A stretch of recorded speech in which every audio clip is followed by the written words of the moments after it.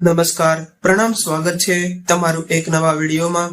મિત્રો, આજની કહાની આજના સમયની કડવી વાસ્તવિકતાને ઉજાગર કરતી કહાની છે અને આ કહાની દરેક વ્યક્તિએ સમજવા જેવી છે।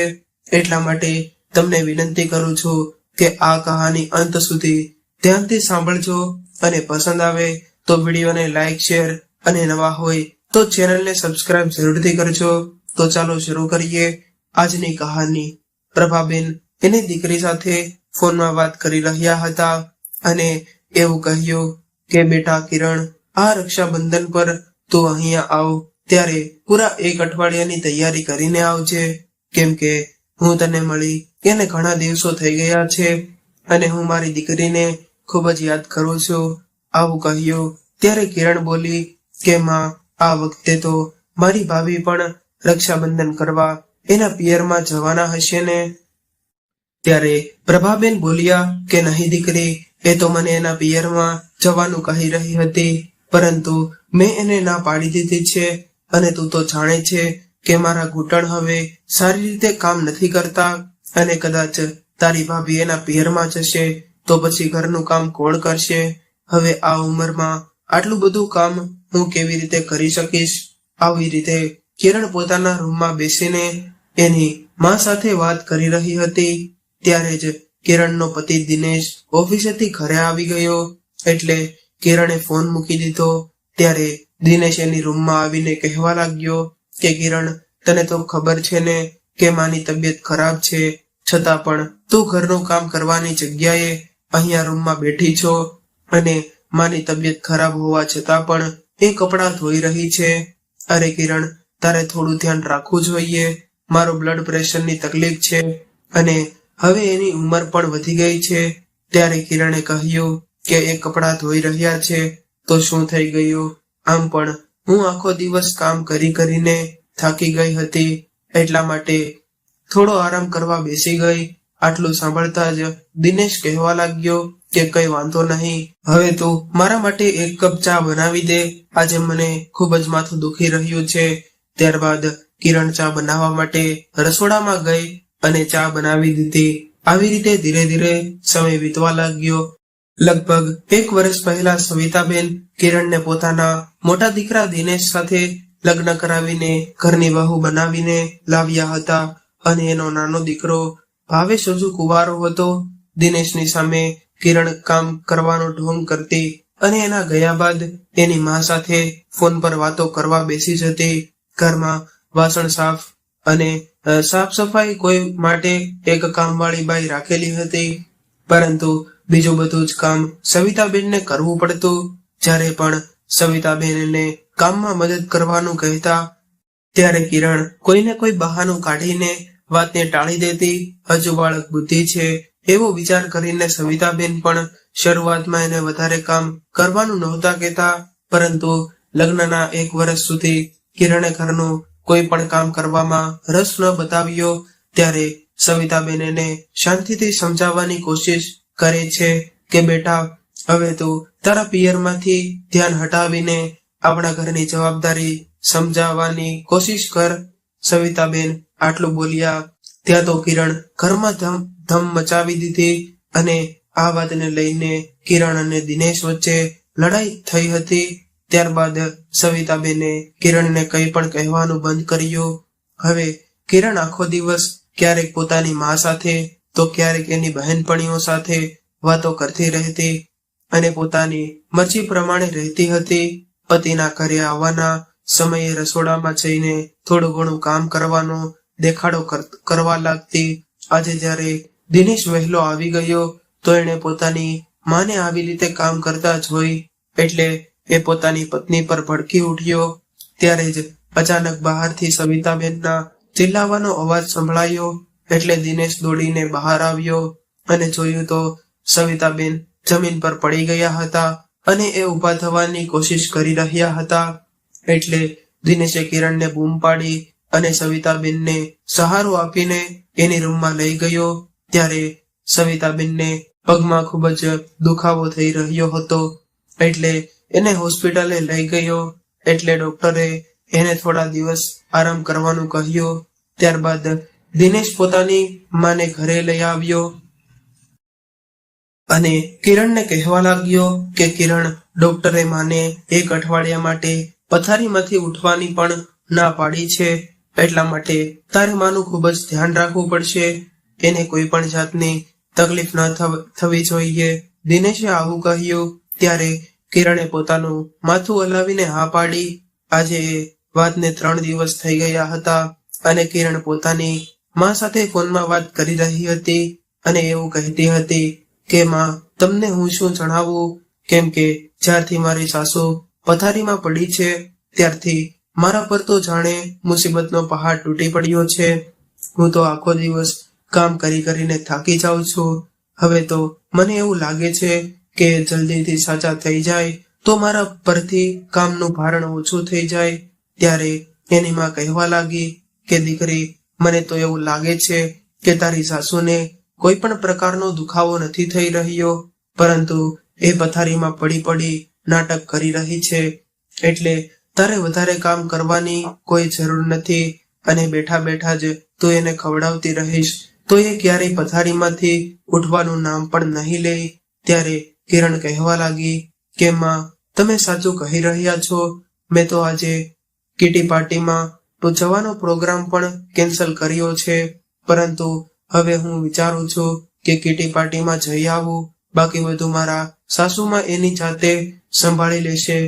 ઠીક છે માં, હું હવે ફોન મૂકું છું. હવે પાર્ટીમાંથી આવ્યા બાદ ફોન કરીશ.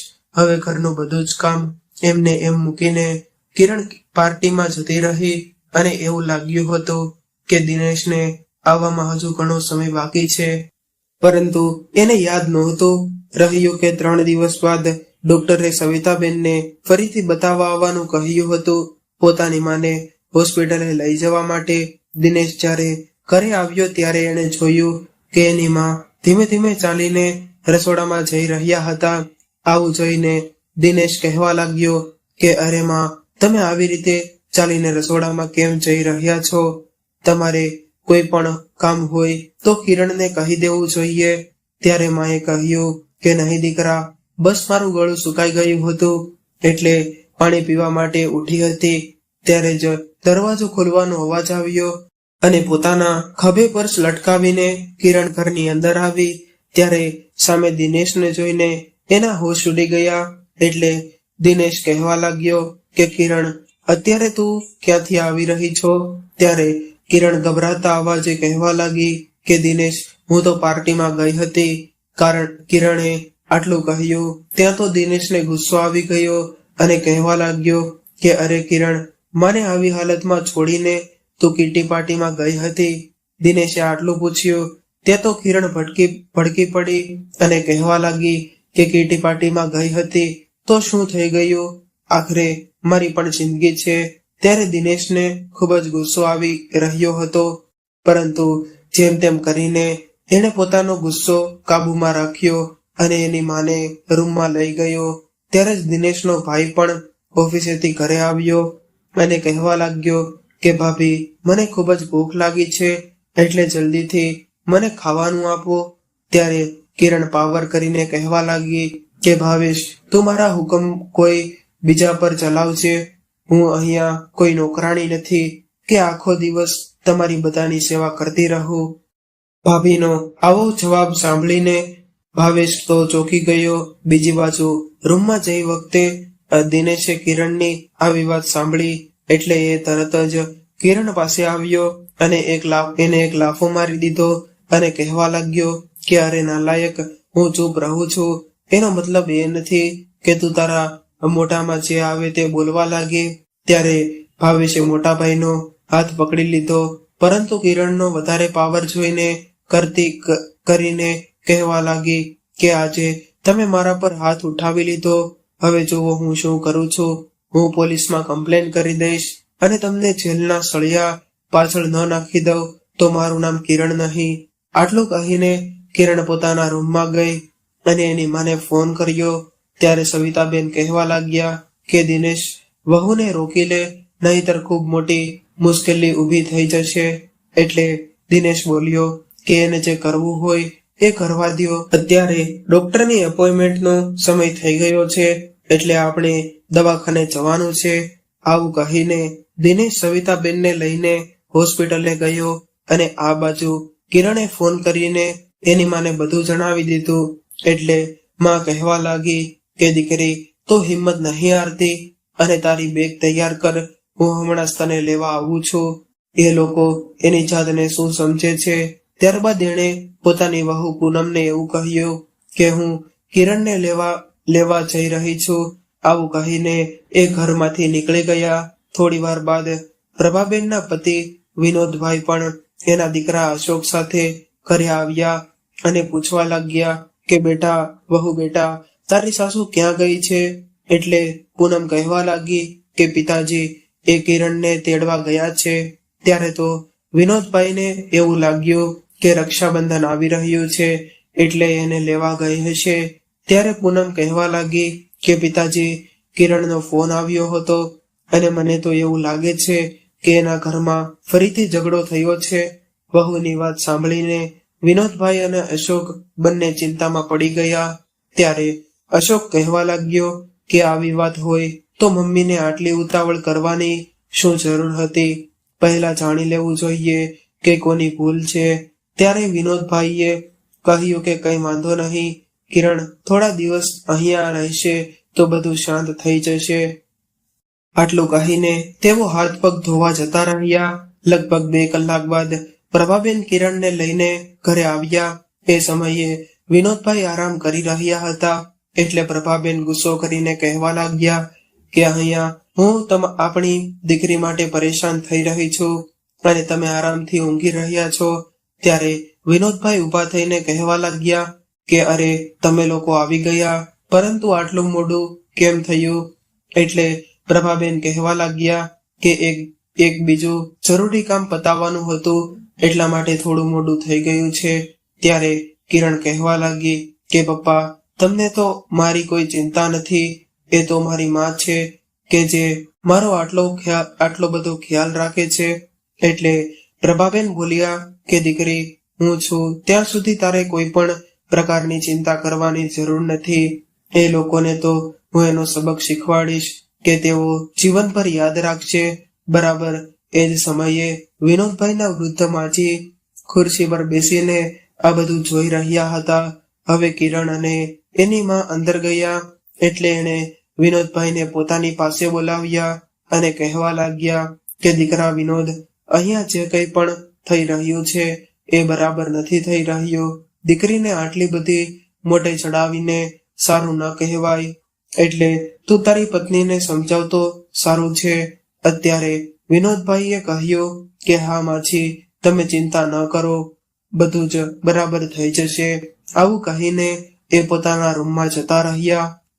હવે બીજા દિવસે રક્ષાબંધનનો તહેવાર હતો એટલે સવારે જલ્દી ઉઠીને પૂનમે બધા જ પકવાન બનાવીને તૈયાર રાખ્યા હતા અને કિરણે પોતાના ભાઈને રાખડી બાંધી. એટલે એ ભોજન કરીને વિનોદભાઈ સાથે દુકાને જવા નીકળી ગયો. આ બાજુ કિરણના સાસરિયામાં એના પતિ દિનેશ પર ફોન આવ્યો કે હું પોલીસ સ્ટેશનમાં માંથી બોલી રહ્યો છું અને તમારા વિરુદ્ધ એક ફરિયાદ આવી છે એટલે તમે જલ્દીથી જલ્દી પોલીસ સ્ટેશને હાજર થઈ જાઓ. આવું સાંભળીને દિનેશ હેરાન રહી ગયો અને એ પોલીસ સ્ટેશને જવા નીકળી ગયો. પોલીસ સ્ટેશને હાજર થયા બાદ ઘરે આવ્યો એટલે સવિતાબેન પૂછવા લાગ્યા કે શું થયું દીકરા?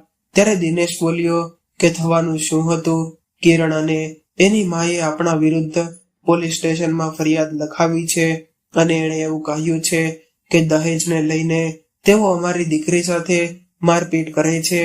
આવું સાંભળીને સવિતાબેન કહેવા લાગ્યા કે દીકરા આપણે તો દહેજનું નામ પણ નથી લીધું. એટલે દિનેશ બોલ્યો કે હા માં, પરંતુ એ લોકો આપણને દહેજના નામ પર જૂઠા કેસમાં ફસાવવા માંગે છે. ત્યારે માએ સમજાવીને એવું કહ્યું કે દીકરા આપણે એકવાર એની પાસે જઈને સમાધાન થઈ જાય એવું કરવું જોઈએ. આવી રીતે અંદરો અંદર લડાઈ ઝઘડા કરવાથી કોઈનો ફાયદો નથી થવાનો. ત્યારે ભાવેશ આવ્યો અને કહેવા લાગ્યો કે હા ભાઈ, એકવાર કોર્ટ કેસમાં ફસાઈ જઈશું તો એમાંથી નીકળવું ખૂબ જ મુશ્કેલ થઈ જશે. એટલે આપણે આજે સાંજે એના ઘરે જઈને એની સાથે વાત કરવી જોઈએ. હવે ભાવેશની વાત દિનેશને યોગ્ય લાગી એટલે સાંજના સમયે એ લોકો વિનોદભાઈના ઘરે જવા નીકળી ગયા. ત્યારે કિરણ ડ્રોઈંગ રૂમમાં બેઠી બેઠી ટીવી જોઈ રહી હતી અને વૃદ્ધ માજી પણ ત્યાં બેઠા હતા. હવે વિનોદભાઈ કહેવા લાગ્યા કે દીકરી, હું તો એવું કહું છું કે તમે લોકો સમજદારીથી આ મામલો હલ કરી લ્યો, એ જ સારું છે. એટલે કિરણ કહેવા લાગી કે પિતાજી, મારી સાસુ આખો દિવસ બેસીને આરામ કરે છે અને મારા પર હુકમ ચલાવતી રહે છે, એ મારાથી સહન નથી થાય. અહીંયા હજુ આ બધી વાતો ચાલી રહી હતી ત્યારે દિનેશ એની મા સાથે વિનોદભાઈના ઘરે પહોંચી ગયો. દિનેશની માને જોઈને પ્રભાબેન કહેવા લાગ્યા કે તમને અમારી દીકરી જરા પણ પસંદ નથી, તો પછી અહીંયા શા માટે આવ્યા છો? એટલે સવિતાબેન નમ્રતાથી કહેવા લાગ્યા કે જુઓ બેન, આપણે આરામથી બેસીને વાત કરીએ તો જ આ સમસ્યાનો હલ નીકળશે. સવિતાબેન આટલું જ બોલ્યા હતા ત્યાં તો કિરણ કહેવા લાગી કે માજી, તમે તમારા દીકરાને કહી દો કે મને તલાક આપી દે, જેનાથી તમને પણ આરામથી રહેવા મળશે અને હું પણ તમારાથી છૂટી જઈ રહીશ. અને કિરણ આટલું બોલી ત્યાં તો વિનોદભાઈ કહેવા લાગ્યા કે કિરણ, તારી સાસુ સાથે તું આવી રીતે વાત કઈ રીતે કરી શકે છે? ત્યારે જ પ્રભાબેન બોલ્યા કે આ લોકોએ આપણી દીકરીને એટલી બધી હેરાન કરી છે કે પછી એની સાથે કેવી રીતે વાત કરવી. આવી રીતે વાત કરવામાં મામલો ઉગ્ર બની ગયો અને સમાધાન બાબતની કોઈ પણ વાત ન થઈ શકી. હવે દિનેશ અને એની માં સવિતાબેન પોતાના ઘરે પાછા જતા રહ્યા અને ધીરે ધીરે સમય વીતવા લાગ્યો. આ બાજુ કિરણની માં હંમેશા કિરણનો પક્ષ લઈને એને મોઢે ચડાવતી રહેતી અને કિરણ હવે એના પિતાજીના ઘરમાં રહેવા લાગી, પરંતુ ઘરનું કોઈ પણ કામ કરતી ન હતી. હવે તો એ જમીને પાણીનો ગ્લાસ પણ ઊભી થઈને પોતે પીતી નહોતી. પાણી પીવા માટે પણ એ એની ભાભી પૂનમને ઓર્ડર કરવા લાગતી અને આવી રીતે આખો દિવસ ઘરના કામ કરીને પૂનમ પણ થાકવા લાગી હતી. એટલે એ એના પતિને કહેવા લાગી કે અશોક, હવે હું આ ઘરનું કામ કરીને થાકી ગઈ છું અને તમારી બેનને ક્યારેય ઘરની સાફ સફાઈ કરવામાં મદદ કરવાનું કહું છું તો એ ઘસીને ના પાડી દે છે અને ઉપરથી એવું કહે છે કે હું આ ઘરની નોકરાણી નથી.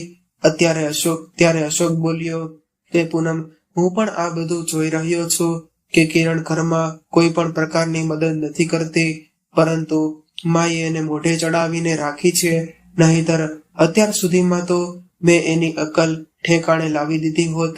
એટલે પૂનમ બોલી કે હું તો ફક્ત એટલું ઈચ્છું છું કે આપણા ઘરમાં કોઈ પણ પ્રકારના લડાઈ ઝઘડા ન થવા જોઈએ, નહીતર આખી દુનિયા આપણા ઘરનો તમાશો જોશે અને તમારી બહેન તો હવે આપણું ઘર તોડાવવા પર આવી ગઈ છે.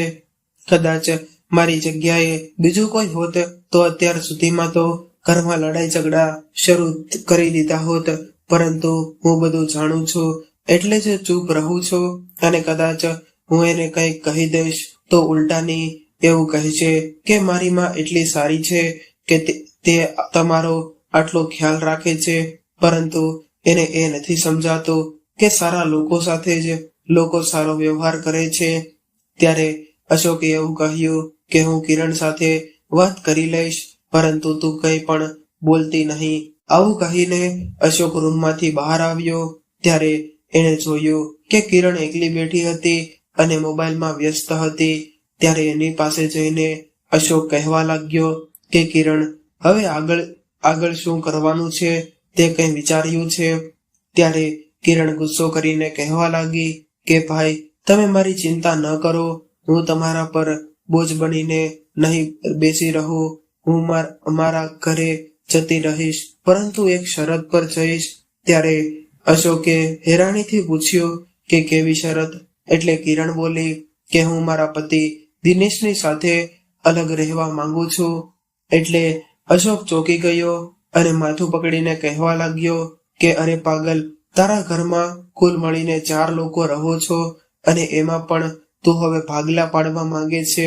ત્યારે કિરણ બોલી કે કેમ ભાઈ, 4 લોકોનું કામ કઈ ઓછું હોય છે? અને મારી સાસુ છે જે હંમેશા પથારીમાં પડી રહે છે, અને બીજો મારો દિયર છે જેના લગ્ન કરવાનું એ લોકો નામ પણ નથી લઈ રહ્યા. કદાચ એના લગ્ન થઈ જાય તો મારું કામ પણ થોડું ઓછું થઈ જાય. ત્યારે અશોક બોલ્યો કે વાતની ચિંતા તો એ લોકોને કરવાની હોય, પરંતુ મને એટલી ખબર પડે છે કે 4 લોકોમાં ભાગલા પડાવવાની વાત તો હું નહીં કરી શકું. ત્યારે કિરણ બોલી કે કદાચ આવું કરવામાં નહીં આવે તો હું પણ એ ઘરમાં નહીં જાઉં, મારાથી આટલું બધું કામ નહીં થઈ શકે. એ જ સમયે પ્રભાબેન આવ્યા અને કહેવા લાગ્યા કે શું વાત થઈ રહી છે ભાઈ બહેન વચ્ચે? ત્યારે કિરણ બોલી કે શું વાત થવાની હતી ભાઈ, મને એવું કહી રહ્યો છે કે તું તારા સાસરિયામાં પાછી જતી રહેજે. ત્યારે પ્રભાબેન કહેવા લાગ્યા કે અશોક, તારી બહેન એના પિતાજીના ઘરે આવીને બેઠી છે તો એણે એવો કયો ગુનો કર્યો છે? શું મારી દીકરી અહીંયા રહે એ તમને બંને જણાને નથી ગમતું? ત્યારે અશોક બોલ્યો કે માં, અત્યારે તો તમે એની તરફેણ કરી રહ્યા છો, પરંતુ પાછળથી તમારે જ પસ્તાવો કરવાનો વારો આવશે. ભાઈએ આવું કહ્યું એટલે કિરણ બોલવા લાગી કે માં, હવે હું મારા સાસરિયામાં જતી રહું છું. કદાચ એ લોકો મને પરેશાન કરશે તો હું સહન કરી લઈશ, અને કદાચ મારાથી સહન નહીં થાય તો હું ક્યાંક જઈને મરી જઈશ. કિરણ આટલું બોલી ત્યારે અશોક કહેવા લાગ્યો કે કિરણ, હું એ લોકોને સારી રીતે ઓળખું છું, અને કદાચ તું તારી જીભ ચલાવવાનું બંધ કરીશ અને તારા ઘરની જવાબદારી સંભાળી લઈશ તો ત્યાં તને કોઈ કશું કહેવાનું નથી. ત્યારે જ કિરણની આંખમાં આંસુ આવી ગયા અને કહેવા લાગી કે મારા પિયરના લોકો જ મારા દુશ્મન બનીને બેઠા છે. આવું કહીને જોર જોરથી રડવા લાગી. ત્યારે પ્રભાબેન બોલ્યા કે દીકરી, જેને તારાથી પરેશાની હોય એ અહીંથી જઈ શકે છે, પરંતુ હું તને ક્યાંય નહીં જવા દઉં. દીકરી, હજુ તારા માતા પિતા જીવતા છે એટલે તારે ચિંતા કરવાની કોઈ જરૂર નથી. માએ આવું કહ્યું એટલે અશોક ગુસ્સે કરીને કહેવા લાગ્યો કે ઠીક છે માં, હું તો એનું ભલું ઈચ્છતો હતો, પરંતુ મારી વાત સમજવા માટે કોઈ તૈયાર નથી. હવે તમને જે મરજી આવે એ કરો, હું તમને કંઈ નહીં કહું. આવું કહીને અશોક ત્યાંથી નીકળી ગયો. ત્યારે પૂનમ પાછળ ઊભી બધી વાતો સાંભળી રહી હતી, અને વૃદ્ધ માજી આંગણામાં બેસીને આ બધું સાંભળી રહ્યા હતા. એટલે એમણે પૂનમને ઈશારો કરીને પોતાની પાસે બોલાવી અને કહેવા લાગ્યા કે આવી રીતે તો આમાં દીકરી કોઈના કાબુમાં નહીં આવે. આવું કહીને એમને પૂનમને ઈશારો કર્યો, અને દાદીનો ઈશારો પૂનમ સારી રીતે સમજી ગઈ. ત્યારબાદ પૂનમ રસોડામાં ભોજન બનાવવા જતી રહી. રીંગ વાગવાનો અવાજ સંભળાયો એટલે પૂનમે બહાર જઈને જોયું તો કિરણ ફોન પર વાત કરી રહી હતી અને એવું કહેતી હતી કે થોડી ઘણી શરમ બાકી રહી છે કે નહીં? કેટલી વાર તમને કહ્યું છે કે હું એ ઘરમાં પાછી નહીં આવું, શું તમને કંઈ સમજાતું નથી? ત્યારે સામેથી તેના સાસુ કહી રહ્યા હતા કે કિરણ દીકરી, હવેથી આ ઘરમાં તને કોઈ પણ પ્રકારની તકલીફ નહીં થાય. હવેથી દિનેશ પણ તારી સાથે કોઈ પણ પ્રકારનો ખરાબ વ્યવહાર નહીં કરે. હવે બધું ભૂલીને તું પાછી આવી જા. ત્યારે કિરણના હાથમાંથી ફોન લઈને એના મમ્મી કહેવા લાગ્યા કે બહેન, જો તમે ઈચ્છતા હોય તો મારી દીકરી તમારા હાથમાં પાછી આવે, કે તો મારી એક શરત છે કે તમારે તમારા દીકરાને તમારાથી અલગ કરવો પડશે, તો જ હું મારી દીકરીને તમારા ઘરમાં પાછી મોકલાવીશ. ત્યારે સવિતાબેન કહેવા લાગ્યા કે અરે પ્રભાબેન, તમે કેવી વાત કરી રહ્યા છો? હું મારા દીકરાથી અલગ કેવી રીતે રહી શકું? ત્યારે કિરણની માં બોલી કે તમે અલગ ન રહી શકતા હોય તો પછી આ સંબંધ તોડી નાખવામાં ભલાઈ છે. ત્યારબાદ તમે તમારા દીકરાને તમારા ખોળામાં બેસાડીને રાખજો. આવું કહીને પ્રભાબેને ફોન મૂકી દીધો. ત્યારે રસોડામાં ઊભા રહીને પૂનમ આ બધી વાતો સાંભળી રહી હતી, અને એ મનમાં ને મનમાં બોલી ઉઠી કે આ બંને એવું સમજી રહ્યા છે કે એ લોકો મોટી તોપ છે, પરંતુ એને ખબર નથી કે શેરની માથે પણ સવા શેર હોય છે. થોડી વાર બાદ કિરણ અને એની માં બજારમાં શોપિંગ કરવા ગયા. લગભગ 2 કલાક બાદ જ્યારે તેઓ ઘરે આવ્યા ત્યારે પૂનમ પોતાની રૂમમાં આરામથી સૂઈ રહી હતી. પૂનમને સૂતેલી જોઈને કિરણ ગુસ્સો કરીને એની પાસે આવી અને કહેવા લાગી કે કેમ મહારાણી, તમે તમારું ખાવાનું બનાવીને ખાઈ લીધું અને અમારું ખાવાનું ન બનાવ્યું. તમે બીજા બધા જ લોકોના કપડાં ધોઈ નાખ્યા અને મારા કપડાં મેલા રહેવા દીધા. ત્યારે પૂનમ બોલી કે હા કિરણ, હું તારી નોકર નથી. તું કહે એમ કરતી રહું તો તારું કામ તારે જાતે જ કરવું પડશે. પૂનમને આંખો કાઢીને આવું કહ્યું. ત્યારે એનો આવો પાવર જોઈને કિરણ હેરાન રહી ગઈ અને કહેવા લાગી કે એમાં નોકર વાળી વાત ક્યાં આવી ગઈ. ઘરનું કામ છે એ તો તારે કરવું જ પડશે. એટલે પૂનમ કહેવા લાગી કે કિરણ, તું મને આ કામ કરવાનો પગાર નથી આપી રહી, હું તારું કામ કરતી રહું. ત્યારે કિરણ બોલી કે પગાર શેનો હોય, તું આ ઘરની વહુ છો એટલે કામ તો તારે કરવું પડે. ત્યારે જ મોકો જોઈને પૂનમ બોલી ઉઠી કે એમ તો તું પણ કોઈના ઘરની વહુ છો અને તું તારી જવાબદારીથી ભાગીને અહીંયા આવીને શા માટે બેઠી છો. એટલે હવેથી તારે તારા કામ પોતે જ કરવા પડશે અને અમારા પર રોપ જમાવવાની કોઈ જરૂર નથી. એટલે હવે તારા મોં પર તાળું મારીને તારું કામ કરવાનું શરૂ કરી દે. ત્યારે પ્રભાબેન આવ્યા અને કહેવા લાગ્યા કે આ બધું શું થઈ રહ્યું છે અને પૂનમ, તું તારી નણંદ સાથે આ કેવી રીતે વાતો કરી રહી છો. ત્યારે પૂનમ બોલી કે સાસુમાં, હું એવી રીતે જ વાત કરી રહી છું જેવી રીતે એની સાથે કરવી જોઈએ. હવેથી કિરણ અહીંયા રહેશે તો એને એનું કામ જાતે જ કરવું પડશે. ત્યારે પ્રભાબેન બોલ્યા કે એવું છે, એમને તો હવે મારી દીકરી આ ઘરના કામ કરશે અને ઘરની વહુ રાત દિવસ આરામ કરશે. ત્યારે પૂનમે કહ્યું કે નહીં સાસુમાં, હું પણ કામ કરીશ, પરંતુ હું આપણા ઘરનું અને આપણા પરિવારનું જ કામ કરીશ, પરંતુ ઘરમાં આવેલા મહેમાનોનું કોઈ પણ પ્રકારનું કામ હું નહીં કરું. પોતાની ભાભીના મોઢેથી આવી વાત સાંભળીને કિરણનું લોહી ઉકળી ઉઠ્યું અને એ કહેવા લાગી કે પૂનમ, તારી હિંમત કેવી રીતે થઈ મને મહેમાન કહેવાની. આ ઘર તારાથી પહેલા મારું છે. અને એની માં તરફ જોઈને કહેવા લાગી કે માં, તમે તો તમારી વહુને મોઢે ચડાવીને રાખી છે, 2-4 થપ્પડ મારીને એની અકલ ઠેકાણે કરી કેમ નથી દેતા. ત્યારે પૂનમ બોલી કે મારા પર હાથ ઉઠાવવાની વાત તો દૂર રહી, મને હાથ લગાવીને તો જુઓ.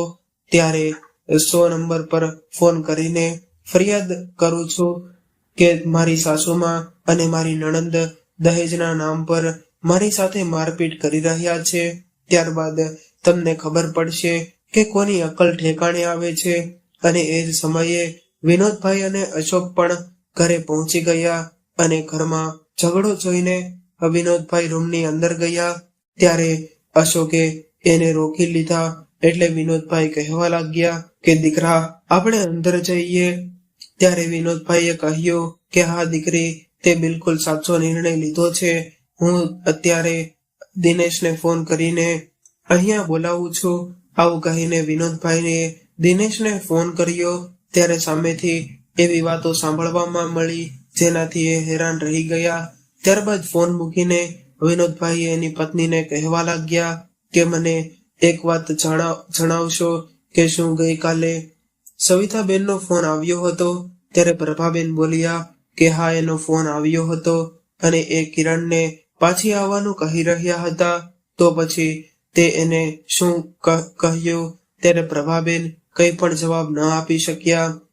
એટલે વિનોદભાઈએ એની પત્નીના મોઢા પર એક લાફો મારી દીધો અને કહેવા લાગ્યા કે તું માં છો કે દુશ્મન છો, જે પોતાની દીકરીનું ઘર તોડાવવા ઊભી થઈ છો. આપણા ઘરથી અપમાનિત થઈને ગયા બાદ પણ એમણે ફોન કર્યો, પરંતુ તે એની સામે એક શરત મૂકી દીધી કે પહેલા ઘરના ભાગ પાડો, પછી અમારી દીકરી પાછી આવશે.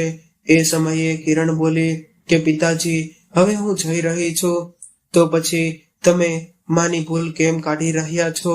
ત્યારે વિનોદભાઈએ કિરણના ગાલ પર એક લાફો મારી દીધો અને આ જોઈને વિનોદભાઈના વૃદ્ધમાં કહેવા લાગ્યા કે વિનોદ, જો તે પહેલા જ આને એક લાફો મારી દીધો હોત તો આજે કિરણનું ઘર તૂટવાથી નોબત ન આવી હોત. ત્યારબાદ ગુસ્સાથી ઉકળી રહેલા વિનોદભાઈ કહેવા લાગ્યા કે અરે નાલાયક, હવે દિનેશ તારી સાથે કોઈ પણ પ્રકારનો સંબંધ રાખવા નથી માંગતો. પોતાના દીકરા દિનેશની ચિંતામાં સવિતાબેનની તબિયત એટલી બધી બગડી ગઈ છે કે અત્યારે આઈસીયુમાં દાખલ છે. આ સાંભળીને કિરણની આંખો પહોળી થઈ ગઈ. ત્યારબાદ વિનોદભાઈ કહેવા લાગ્યા કે કદાચ સવિતાબેનને કંઈ થઈ ગયું હોત તો એની આ હાલત માટે જવાબદાર ફક્ત ને ફક્ત તમે બંને હશો અને ત્યારબાદ દિનેશ તને ક્યારેય નહીં અપનાવે. એટલે કિરણ રડતા રડતા કહેવા લાગી કે પિતાજી, હું હમણાં જ મારા સાસરિયામાં પાછી જઈ રહી છું. ભલે મારે એની આગળ હાથ છોડવા પડે કે એના પગ પકડવા પડે, ભલે લાખ વાર માફી માંગવી પડે, પરંતુ હું મારો સંસાર બરબાદ નહીં થવા દઉં. આવું કહીને કિરણે પોતાની બેગ ઉઠાવી અને સાસરિયા જવા નીકળી ગઈ. તો મિત્રો, આજની સ્ટોરી તમને કેવી લાગી કોમેન્ટ કરીને જરૂરથી જણાવજો અને પસંદ આવી હોય તો વિડીયોને લાઈક, શેર અને નવા હોય તો ચેનલને જરૂરથી સબસ્ક્રાઇબ કરજો. હર હર મહાદેવ.